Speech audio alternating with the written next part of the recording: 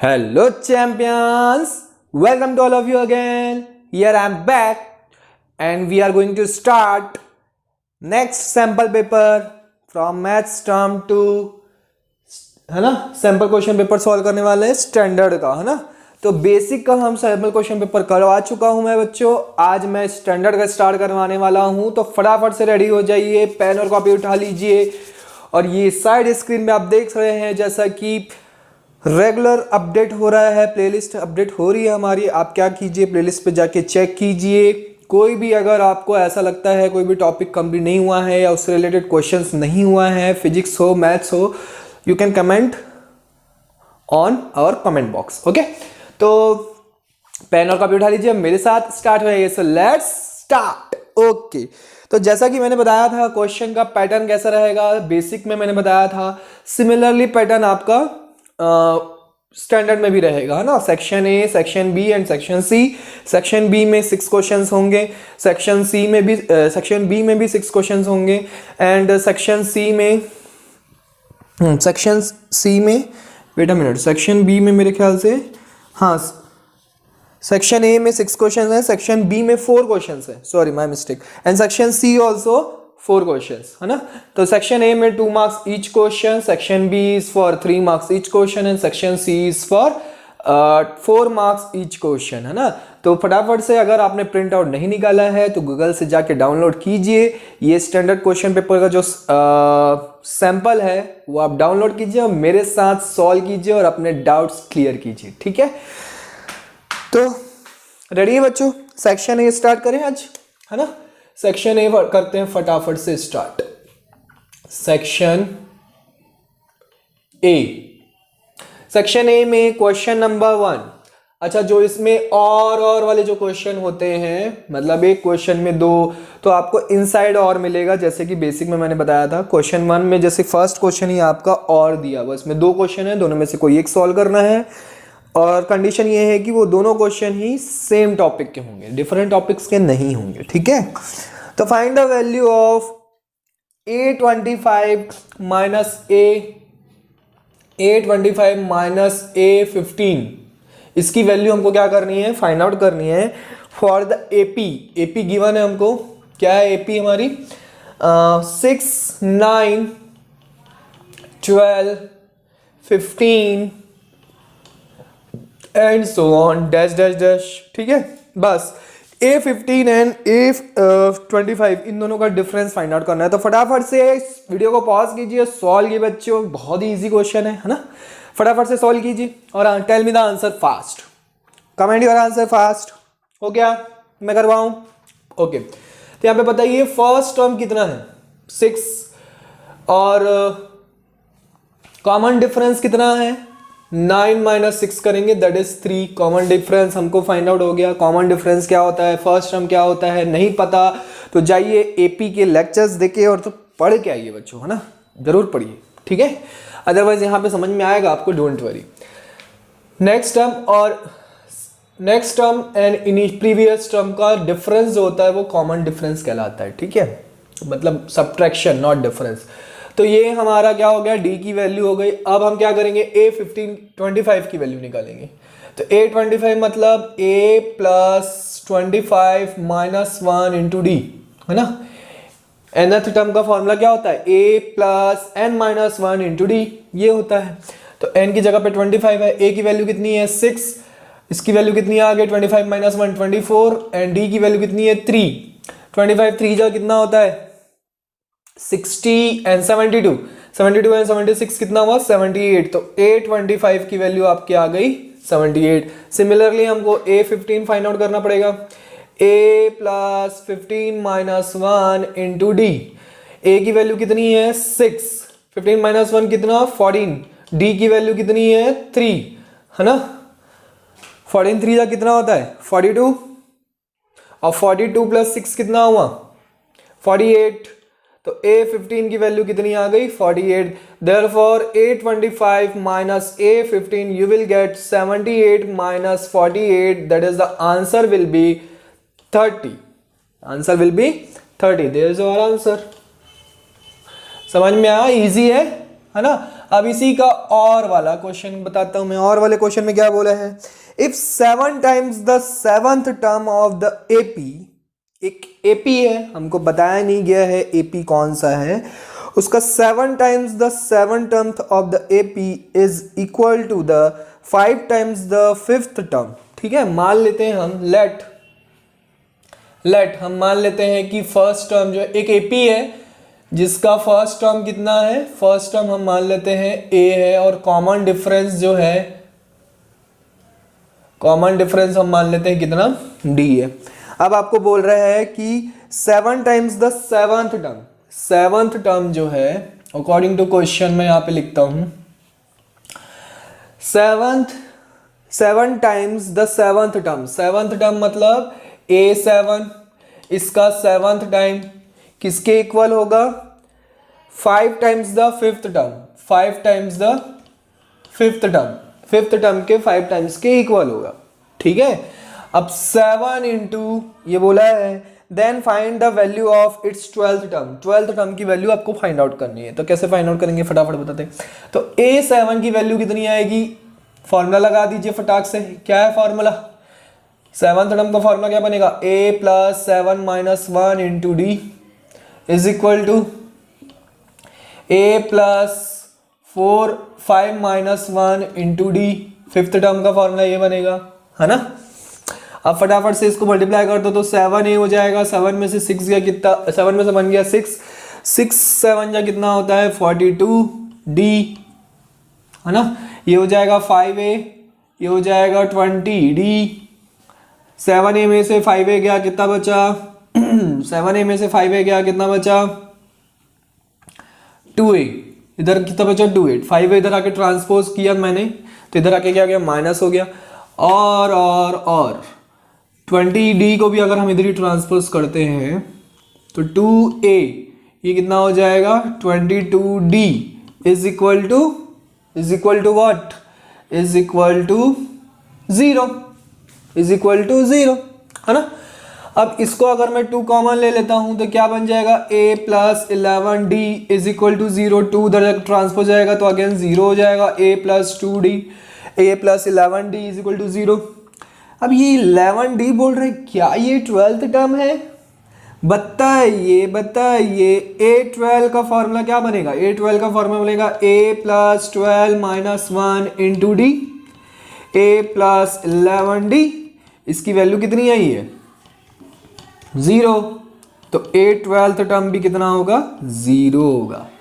समझ में आया आंसर, नहीं समझ में आया, देखिए ध्यान से देखिए, आपको एपी नहीं पता है तो आप क्या कीजिए, कोई एक एपी एज्यूम कर लीजिए जिसका फर्स्ट टर्म है A, कॉमन डिफरेंस है D, ठीक है। अब उसका बोल रहा है कि 7th टर्म का 7 टाइम्स, 7th टर्म का 7 टाइम्स जो है 5th टर्म के 5 टाइम्स के इक्वल है, तो 7 इंटू A7, 5 इंटू A5, उसके बाद A7 A5 का मैंने फॉर्मूला पुट अप कर दिया, उसके बाद इसको सॉल्व कर दिया तो मुझे ये रिलेशन मिल गया A plus 11D is equal to 0। अब हमको A12th टर्म का फाइंड आउट करने बोला गया है वैल्यू, है ना, वैल्यू फाइंड आउट करनी है। तो 12th टर्म का फॉर्मूला क्या बनेगा, A plus 12 minus 1 into D, A 12 minus 1 that means 11D, A plus 11D की वैल्यू कितनी है 0, तो A12th टर्म का जो वैल्यू है वो भी कितना हो जाएगा 0 हो जाएगा। समझ में आ गई बात, समझ में आ गई बात ओके, नहीं समझ में आया फिर से रिवर्स करके देखिए बार बार वीडियो को ओके आगे बढ़ते हैं। क्वेश्चन नंबर 2 क्या कहता है, find the value of m so that the quadratic equation mx, एक क्वाड्रेटिक इक्वेशन गिवन है हमको mx 5x minus 6 is equal to 0 has 2 equal roots, हमको m की वैल्यू फाइंड आउट करनी है कि हमको क्या मिले, 2 इक्वल रूट्स मिले, 2 इक्वल रूट्स मिले। इक्वल कब होगा, जब रियल होगा, तो रियल एंड इक्वल के लिए हमको पता है ना, सबसे पहले हम इसको क्या कर लें, 5mx square minus 6mx is equal to 0, है ना। हमको क्या करना है, m की वैल्यू फाइंड आउट करना है, तो हम क्या करेंगे d इज इक्वल टू 0 लगा देंगे। वो इक्वल एंड रियल रूट्स के मतलब क्या होता है, d इज इक्वल टू 0, और d का फार्मूला क्या होता है, where d is b square minus 4ac, ये हमको पता है। तो यहाँ पे लगा दीजिए B square minus 4ac is equal to क्या हो जाएगा, 0 हो जाएगा। अब मुझे बताइए, चलिए यहाँ पे b इज इक्वल टू क्या होगा, बताइए फटाक से, b इज इक्वल टू क्या होगा। तो आपको जनरल इक्वेशन पता होना चाहिए, quadratic equation, ax square plus B X plus C is equal to 0, ये होता है जनरल इक्वेशन, है ना, क्वाड्रेटिक का।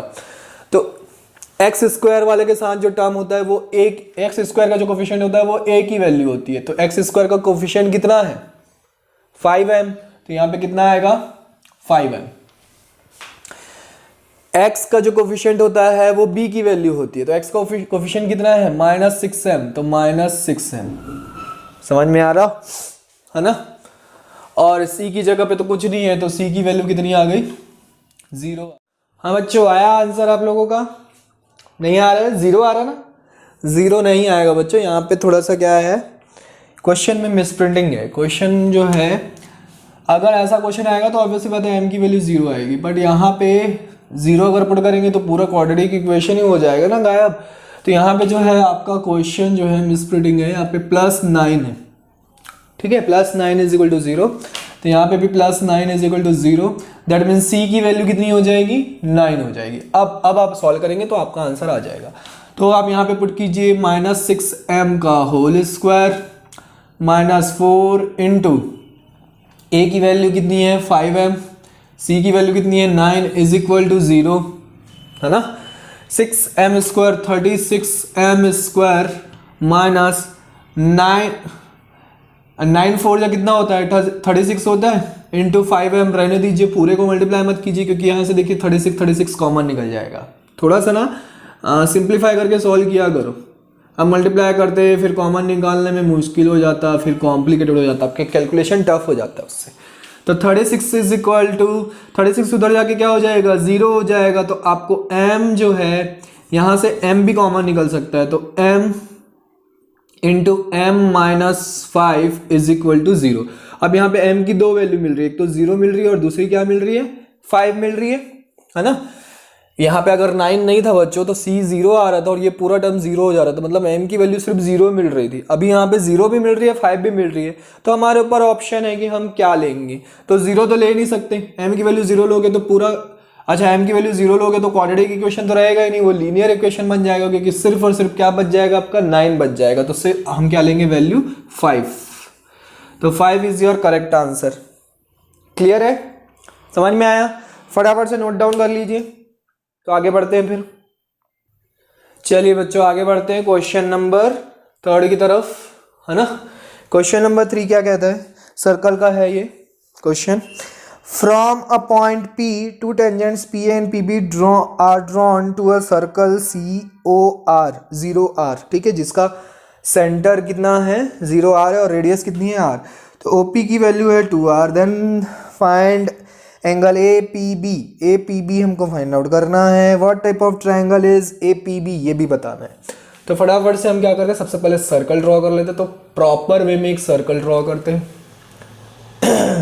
नहीं बना, क्या बन गया, पोटैटो की टोमेटो। एक प्रॉपर सर्कल ड्रॉ करता हूं मैं सबसे पहले, ये थोड़ा सा प्रॉपर हो गया। हाँ, यहां से एक P पॉइंट ले लेते हैं, इस P पॉइंट से मैं एक टेंजेंट ड्रॉ करता हूँ, एक दूसरा टेंजेंट इधर ड्रॉ करता हूँ। तो ये आपका हो गया PA, ये हो गया आपका PB, या इसका सेंटर पॉइंट। तो A से आप क्या करो, ये आपका क्या है, रेडियस हो गया, है ना, सेंटर पॉइंट O, है ना। अब OP का जो डिस्टेंस है वो आपको गिवन है कितना, 2R के इक्वल, ये 2R के इक्वल है। हमको क्या फाइंड आउट करना है, find angle APB find out करना है, मतलब ये वाला एंगल फाइंड आउट करना है थीटा। ये कितना है 90 डिग्री। रेडियस जो है हमेशा always perpendicular to the tangent होता है ना। तो ये देखिए राइट एंगल ट्राइंगल मिल रहा है, in triangle OAP right angle triangle है। तो लगा दीजिए फॉर्मूला साइन थीटा। किसकी किसकी वैल्यू पता है, ये परपेंडिकुलर है, थीटा के रिस्पेक्ट में परपेंडिकुलर है, ये बेस है और ये हाइपोटेन्यूस है ना। तो परपेंडिकुलर और हाइपोटेन्यूज की वैल्यू पता है, तो इसलिए साइन थीटा का फॉर्मूला लगा रहे हैं, क्योंकि उसी का फॉर्मूला होता है क्या, परपेंडिकुलर अपॉन हाइपोटेन्यूज। फॉर्मूला कौन सा कब लगाना है ये आपको ऑटोमेटिक समझ में आ जाता है, रटने की जरूरत नहीं है कि इस क्वेश्चन में साइन थीटा का फॉर्मूला लगाएंगे। नो, यहाँ पे देखिए ना, राइट एंगल ट्राइंगल बन रहा है, वैल्यू किसकी गिवन है, ये परपेंडिकुलर हुआ इसके रिस्पेक्ट में और ये हाइपोटेन्यूज हुआ। परपेंडिकुलर और हाइपोटेन्यूज का रिलेशन जो है वो तो साइन थीटा का ही होता है ना। परपेंडिकुलर और हाइपोटेनियस जो है वो किसका रिलेशन होता है, साइन थीटा का रिलेशन होता है। तो फटाक से हमने फॉर्मूला लगा दिया। परपेंडिकुलर की वैल्यू कितनी है, r, और हाइपोटेनियस कितना है 2r, तो r will be cancel out. Sine theta is equal to कितना आ गया 1/2, दैट मीन्स साइन 30 की वैल्यू होती है 1/2, तो थीटा की वैल्यू कितनी हो गई 30। अब मुझे बताइए इस थीटा की वैल्यू 30 डिग्री है, तो इस पूरे एंगल की वैल्यू कितनी होगी, इस पूरे एंगल की वैल्यू कितनी होगी, ये पूरा एंगल 60 डिग्री हो जाएगा, क्योंकि ये भी 30 डिग्री, वो भी 30 या 30 प्लस कितना हो जाएगा 60, मतलब ये पूरा एंगल, मतलब एंगल जो हमको फाइंड आउट करने बोला था, क्या बोला था, APB। Therefore angle APB is equal to क्या लिखोगे आप, OPA प्लस एंगल OPB, इन दोनों को ऐड करने पर आएगा, तो इसकी वैल्यू 30 डिग्री है, तो इसकी वैल्यू भी 30 डिग्री है, तो कितना आ जाएगा, इसकी वैल्यू 60 डिग्री। अब आपको पूछ रहा है कि what type of triangle is APB। APB जो बन रहा है आपका ट्राइंगल बन रहा है APB, है ना। APB इज, अच्छा इधर से ज्वाइन भी किया, सॉरी मैंने ड्रॉ नहीं किया था, ये कॉर्ड बनाया हुआ है। अब पूछ रहा है कि ट्राइंगल APB जो है किस टाइप का है। अब क्योंकि हमको पता है AP जो है इक्वल है किसके, BP के, तो ऑपोजिट साइड्स इक्वल है तो ऑपोजिट एंगल्स भी इक्वल होते हैं। Therefore angle PAB is equal to angle PBA, ये दोनों एंगल क्या हो जाएंगे, इक्वल हो जाएंगे। ऑपोजिट साइड्स के करस्पॉन्डिंग एंगल्स क्या होते हैं, इक्वल होते हैं, एडजेसेंट एंगल्स बोल सकते हो, ठीक है, करस्पॉन्डिंग भी बोल सकते हो, एडजेसेंट भी बोल सकते हो। ट्रायंगल में जब दो साइड्स इक्वल होते हैं तो उसके करस्पॉन्डिंग एंगल्स या फिर एडजेसेंट एंगल्स जो है इक्वल हो जाते हैं। क्लास 9th में आपने ट्रायंगल चैप्टर में ये थ्योरम पढ़ा है, ठीक है, नहीं पढ़ा है तो फिर से पढ़ के आइए बच्चों, पढ़ के आना है। तो PAB is equal to PBA, है ना, ये एंगल और ये वाला एंगल दोनों क्या है, इक्वल है। ये वाला एंगल 60 डिग्री है, तो ये 60 डिग्री है, तो बताइए एंगल सम प्रॉपर्टी लगा दीजिए।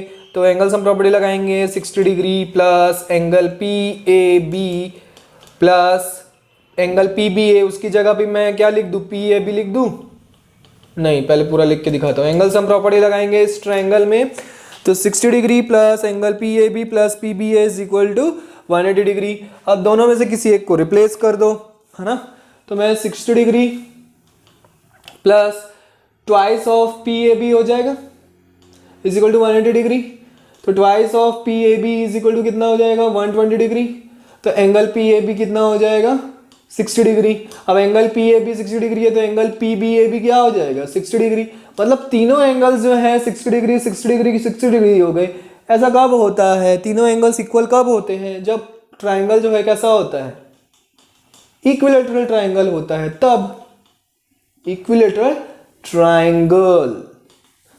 गेटिंग माय पॉइंट और नॉट। तो APB जो है किस टाइप का ट्राइंगल है, this is an equilateral triangle. Question number 4, question number 4 क्या कहता है, फटाक से आगे बढ़िए। The curved surface area of a right circular cone is, curved surface area of cone given है आपको, CSA ऑफ कोन कितना गिवन है आपको 12320 सेंटीमीटर स्क्वायर, ये गिवन है आपको, ठीक है। If the radius of its base is 56 centimetre then find its height. Radius given है हमको कितना 56 सेंटीमीटर, हाइट फाइंड आउट करना है। तो आपको पता होना चाहिए CSA ऑफ कोन का फॉर्मूला क्या होता है, पाई आर एल होता है, ठीक है, पाई आर एल होता है 12320, है ना। पाई की वैल्यू, आर की वैल्यू, पाई की वैल्यू कितनी होती है 22/7, आर की वैल्यू कितनी है 56, एल जो है वो क्या होता है आपका हाइट होता है ना, हाइट होता है ना, पक्का हाइट होता है, बेटा बेटा जल्दी से बताइए क्या होता है, एल क्या होता है, जब तक मैं सॉल्व कर रहा हूँ। 7 8 जा 56 है ना। 8 से कैंसिल आउट हो जाएगा क्या, हो जाएगा, लग तो रहा है। 8 1 जा 8, 4 बचा, 8 5 जा 40 है ना, 3 बचा, 8 4 जा 32, 0 कैंसिल आउट हो गया। 11 2 जा 11, 11 2 जा 22, 11 1 जा 11, 11 4 जा 44, 140, ये हो गया कैंसिल आउट 70। तो L की वैल्यू कितनी आ गई, 70 आ गई। तो फटाक से बताइए कि क्या हमारा आंसर आ गया है, हमको हाइट फाइंड आउट करनी है। नहीं आया बच्चों, this is your slant height, not height, this is your slant height. एक कोन जो है ये ऐसा आपका कोन होता है, इसको बोलते हैं एल, और ये जो है ये परपेंडिकुलर हाइट जो है इसको बोलते हैं हाइट, परपेंडिकुलर डिस्टेंस को हम हाइट बोलते हैं ना। तो हमको एच की वैल्यू फाइंड आउट करनी है। तो एल का फॉर्मूला क्या होता है, L square is equal to H square plus R square, ये रिलेशन होता है ना। यहाँ से हम एच की वैल्यू फाइंड आउट करेंगे। Therefore H square is equal to क्या हो जाएगा, एल स्क्वायर की वैल्यू कितनी है, एल की वैल्यू कितनी है 70, तो 70 का स्क्वायर, ये इधर ट्रांसपोज हो जाएगा, आर की वैल्यू 56, 56 का square, H is equal to कितना हो जाएगा √ 70 का स्क्वायर कितना हो जाएगा 4900, 56 का स्क्वायर कितना हो जाएगा, फटाक से बताइए 56 का स्क्वायर कैसे फाइंड आउट करोगे, मल्टीप्लाई करेंगे और क्या, जल्दी से बताइए, कमेंट कीजिए, कमेंट कीजिए, किसका पहले आ रहा है, आ गया 3136, कितना आया 3136। h is equal to minus कीजिए, 10 में से 6 गया कितना बचा 4, यहाँ पे कितना बचा 9, 9 में से 3 गया 6, 8 में से 1 गया 7 है ना, 4 में से 3 गया 1, 1764 किसका स्क्वायर रूट होता है, बताइए फटाक से बताइए, 1764 किसका स्क्वायर रूट होता है, नहीं किसका स्क्वायर रूट होता है बताइए, किसका होता है,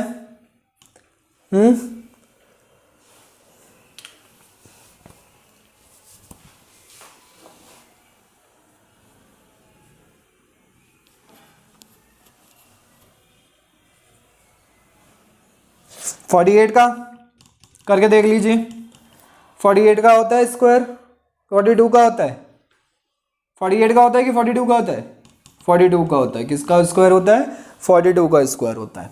ठीक है, सॉल्व कर लेना बच्चों, क्लियर है, ये सब ट्रिक आप फटाफट सॉल्व कर सकते हैं, सबकी ट्रिक होती है, ट्रिक की भी जरूरत नहीं बच्चों, आपका कैलकुलेशन फास्ट अगर है तो आपको किसी ट्रिक की जरूरत नहीं है। ठीक है, चलिए कोई बात नहीं, कभी किसी लेक्चर में मैं आपको बता दूंगा कि कैसे शॉर्ट में जल्दी जल्दी फाइंड आउट किया जाता है।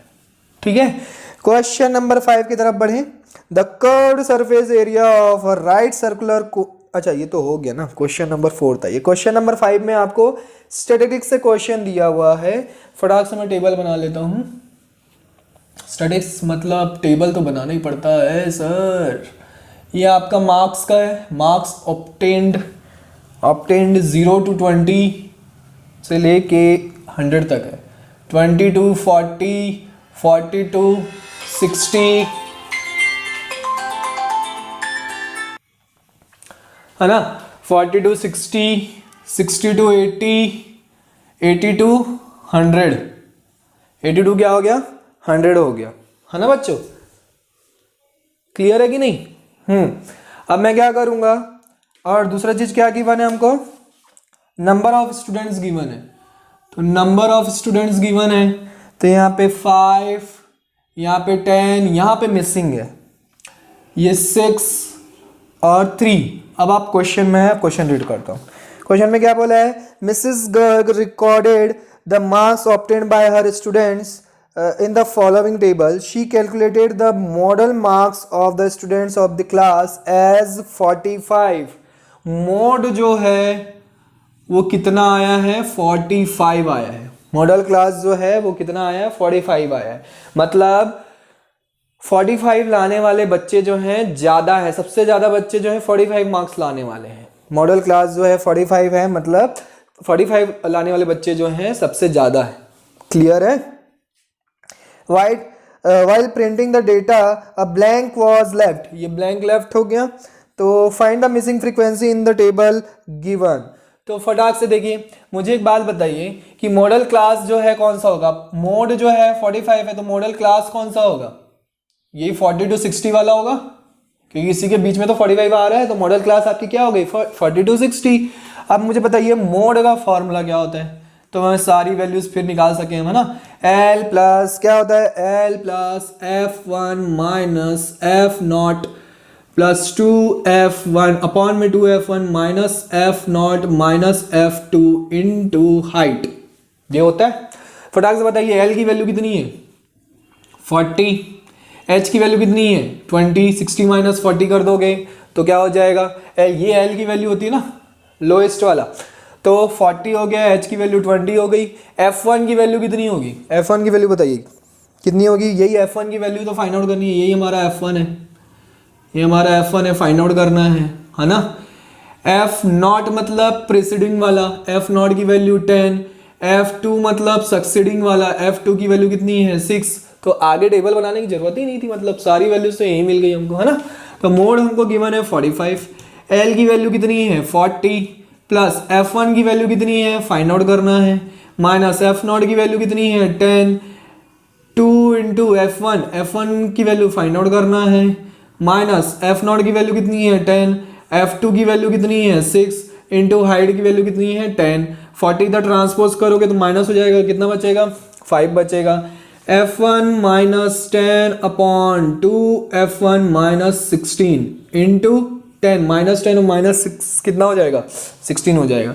इसको इधर ट्रांसपोज कर दीजिए तो मल्टीप्लाई हो जाएगा 5 के साथ आके, तो 10F1 और 16 5 से कितना हो जाएगा 80, यहाँ से 10F1 दोनों तरफ तो 10F1 कैंसिल आउट हो जा रहा है।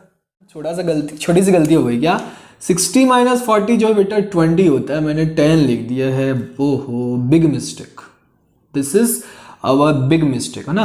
तो ये 20F1 हो जाएगा और ये 200 हो जाएगा। चलिए बस उसके बाद तो बाकी सब सही है। 10F1 को उधर ट्रांसपोज कीजिए, 200 को उधर ट्रांसपोज कीजिए तो 200 माइनस 80 हो जाएगा, और इधर कितना हो जाएगा 20F1 माइनस 10F1 हो जाएगा। तो 20 में से 10 का कितना बचा 10F1 बचा, 200 में से 80 का कितना बचा 120 बचा, तो F1 की वैल्यू कितनी आ गई 12 आ गई। तो फटाफट से नोट डाउन कीजिए, है ना, फटाफट से नोट डाउन कीजिए जब तक मैं रफ कर सकूं। चलो एक क्वेश्चन नंबर 6 करते हैं फटाक से, और फिर सेक्शन ए को एंड करते हैं यहाँ पे, है ना, सेक्शन ए को एंड करते हैं। क्वेश्चन नंबर 6 में और वाले क्वेश्चन है, 2 क्वेश्चन है, तो बेटा मुझे रफ करना पड़ेगा, फटाफट से नोट कीजिए आप लोग। चलिए बच्चों क्वेश्चन नंबर 6 सेक्शन ए का क्वेश्चन नंबर 6, इसमें और है ऑप्शन, मतलब 2 क्वेश्चन है आपके। तो फर्स्ट क्वेश्चन नंबर 6 का, if Ritu were younger by 5 years then what she really is, what she really is.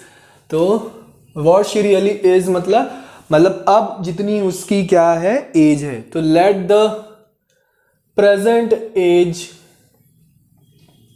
present age of Ritu is X years, है ना, X years. Then the square of her age would have been 11 more than 5 times her present age. तो वो X years हमने assume कर लिया ना, तो अब हम क्या करेंगे according to, तो Ritu were younger by 5 years, तो younger by 5 years, तब उसकी एज कितनी होगी, मतलब 5 साल पहले उसकी एज कितनी थी x माइनस 5 years, समझ में आया। अगर प्रेजेंट एज उसकी x है तो 5 साल पहले उसकी एज कितनी थी x माइनस 5 years। अब अकॉर्डिंग टू क्वेश्चन में लिखता हूँ, अकॉर्डिंग टू क्वेश्चन ये बोल रहा है कि then the square of her age would have been 11 more than 5 times her present age। उसकी प्रेजेंट एज से 5 टाइम्स, प्रेजेंट एज कितनी है x का 5 टाइम्स कितना हो जाएगा 5x, 11 मोर देन है, 11 मोर देन मतलब प्लस 11, किसके इक्वल है ये, उसकी प्रीवियस 5 साल पहले की एज के स्क्वायर के। बन गया, क्वेश्चन बस फॉर्म करना रहता है, उसके बाद तो सॉल्व करना इजी है। 5 साल पहले उसकी एज कितनी थी x माइनस 5, अब उसकी एज का स्क्वायर जो है किसके इक्वल है बोल रहे हैं, प्रेजेंट एज के 5 टाइम्स के 11 मोर देन की इक्वल है, इसलिए 5x प्लस 11। चलिए फटाक से सॉल्व कीजिए। X square plus 25 minus 2 5 10x is equal to 5x plus 11 है ना। एक्स स्क्वायर 5x को इधर ट्रांसपोज करो तो माइनस 15x हो जाएगा, 25 इधर माइनस करें कितना हो जाएगा 14 हो जाएगा है ना। 25 में से 11 का कितना बचा 14, ये 0 हो गया।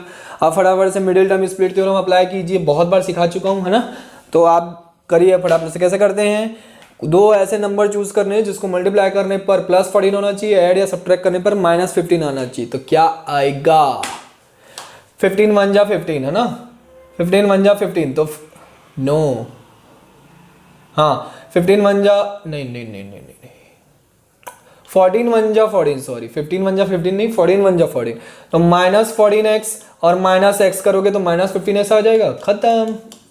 माइनस 14 इंटू माइनस 1 कितना होगा प्लस 14 होगा। यहाँ से ले लीजिए x कॉमन तो x माइनस 14 बचेगा, यहाँ से ले लीजिए 1 कॉमन तो x माइनस 14 बचेगा is equal to 0। Therefore x minus 1 and x minus 14 is equal to 0। Therefore x is equal to 1 and 14। ये आपका आंसर आ गया। आपको क्या पूछा है आपसे, what is her present age, बताइए उसकी प्रेजेंट एज 1 ईयर होगी कि 14 ईयर्स होगी, बताइए। अगर मैं मान लेता हूँ 1 ईयर, अगर मैं मान लेता हूँ 1 ईयर तो 5 साल पहले उसकी एज कितनी हो जाएगी, x माइनस 5 करो माइनस 4 ईयर्स।